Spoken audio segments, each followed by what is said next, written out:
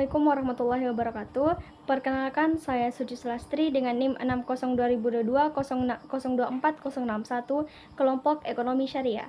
Baik, dalam video ini saya akan menjelaskan sedikit tentang etika dan tanggung jawab sosial dalam manajemen. Yang dimana sebelum itu, kita harus tahu dulu apa itu etika dan tanggung jawab sosial.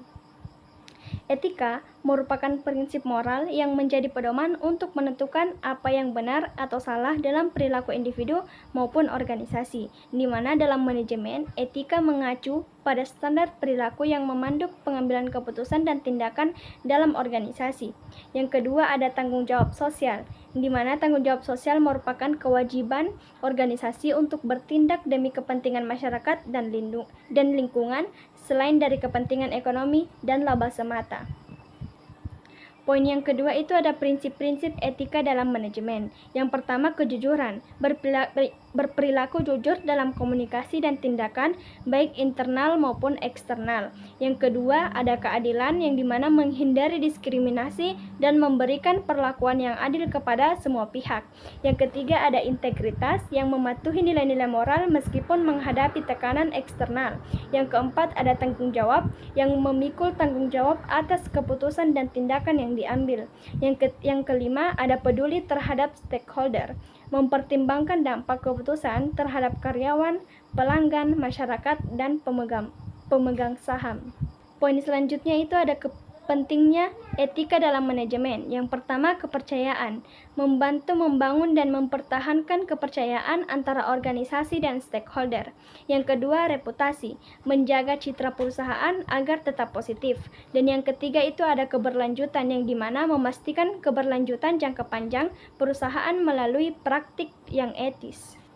Poin selanjutnya itu ada etika dan tanggung jawab sosial dalam pengambilan keputusan, yang dimana manajer harus mempertimbangkan yang pertama kepentingan stakeholder, siapa saja yang akan terpengaruh oleh keputusan. Yang kedua, dampak jangka panjang, yang dimana apakah keputusan akan berdampak positif atau negatif di masa depan. Dan yang ketiga, nilai organisasi, apakah keputusan sesuai dengan nilai dan prinsip organisasi. Poin selanjutnya itu ada hambatan dalam implementasi etika dan CSR.